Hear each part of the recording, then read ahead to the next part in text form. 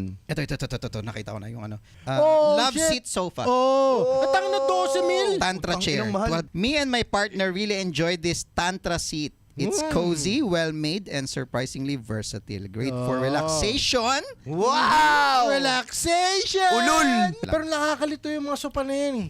Yung iba nga parang yung nakakuha ng second hand. Alam mo yung yung halimbawa narematala yung lugar, hindi nila alam Yung mga hotel na nagsara.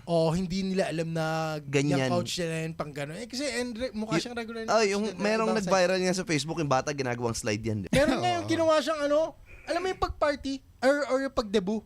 Alam mo yung couch sa stage. May yan, may salang yung ganyan. Iniisip na Cleopatra. Kasi out of innocence, man. Out of innocence. Kasi mukha rin naman ganun eh. Fast delivery and discreet packaging. Thank you, online store, for the smooth and hassle-free transaction. Excited to unbox my new love seat. Tapos may picture. Discreet yung packaging. Tangina, ano yan? Tangina. Bangkay!